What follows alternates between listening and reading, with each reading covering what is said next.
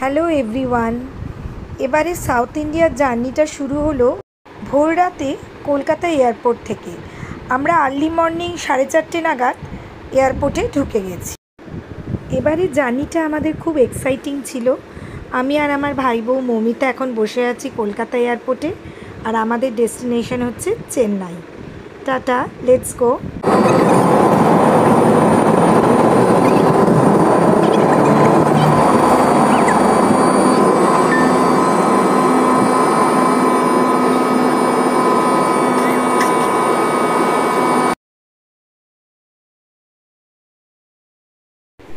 চেন্নাই এয়ারপোর্টে নেমেই শুরু হলো আমাদের দৌড়। এই দৌড়ের পেছনে মেন রিজন হলো আমাদের এবার লোকাল ট্রেন ধরতে হবে। এটাও আমার কাছে খুব এক্সাইটিং। আমি ফার্স্ট টাইম চেন্নাইয়ের লোকাল স্টেশন যাব, কারণ কলকাতায় তো হাওড়া শিয়ালদা আমি প্রায় লোকাল ট্রেন ধরি, আর সেজন্য কি বলবো, আমাদের বেশ তাড়াহুড়োই করতে হয়েছিল, কারণ আমাদের একটা ট্রেনের টাইম আছে, টিকিট কাটতে হবে। এই যে মৌমিতা এগিয়ে চলছে, ও তো অলমোস্ট চেন্নাইয়ের লোকালই আছে। ও অনেক বছর চেন্নাইতে পড়াশোনা করেছে, আর আমি তো চেন্নাইতে গেস্টের মতো কোনো দিনই সেভাবে থাকিনি, ওই চেন্নাই স্টেশন আর এয়ারপোর্টেই যেটুকু এসেছি। তো এবার চলো, আমি তোমাদের পুরো এই ভিডিওটা করার পেছনে আমার মূল কারণই হচ্ছে আমি দেখাবো কিভাবে আমরা চেন্নাই এয়ারপোর্ট থেকে লোকাল ট্রেনে উঠেছি এবং স্টেশনে কিভাবে গেছি। এইভাবেই চেন্নাই এয়ারপোর্ট থেকে বেরিয়ে আমরা একদম রাস্তা ধরে হাঁটছি পুরো বাইরে দিয়েই।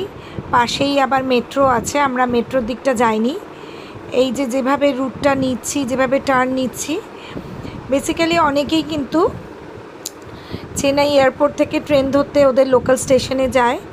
এই ভিডিওটা কিন্তু আমি মেনলি তাদের জন্যই করেছি। চলো এবার দেখা যাক। চলো, আমি তো পুরোপুরি মৌমিতাকে ফলো করে গেছি, তোমরাও আমাকে ফলো করো। Let's go.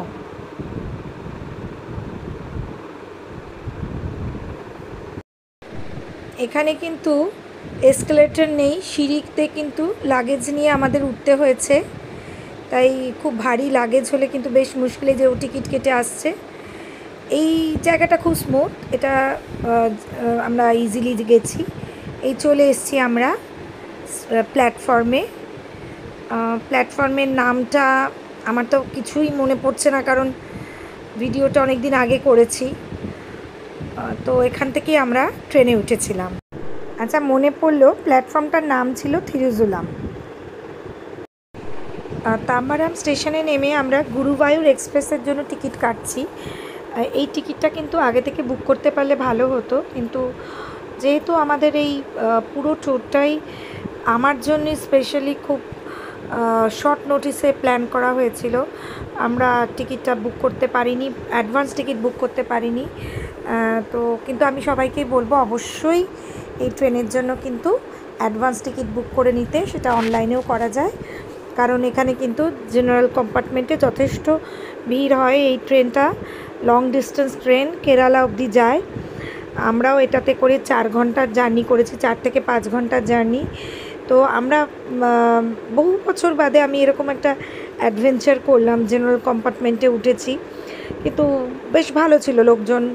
আমরা লেডিস কম্পার্টমেন্টে উঠলাম, সব বাচ্চা বাচ্চা স্টুডেন্টরা ছিল, ওরা কিন্তু খুবই কোঅপারেটিভ আমাদের সঙ্গে। ওরা পরে সিট এক্সচেঞ্জও করেছিল, আমাদেরকে ওরা বসতেও দিয়েছিল, খুব একটা প্রবলেম হয়নি।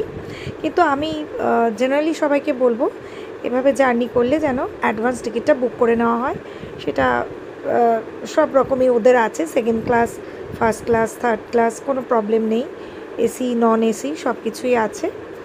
তো এবার নেক্সট আমরা গেলাম হচ্ছে শ্রীরঙ্গমে। আমরা শ্রীরঙ্গমে নামলাম, সেখানে আমার ভাই ওয়েট করছিল। ও বেসিক্যালি ওরা অনেক দিন আগে চলে এসেছিলো, ও তো কড়াইকালে ও পোস্টেড, সেখানেই মারাও চলে এসেছিলো। তো এরপরে আমাদের শুরু হলো নেক্সট জার্নি, বাকিটা আমি ফটো দিচ্ছি।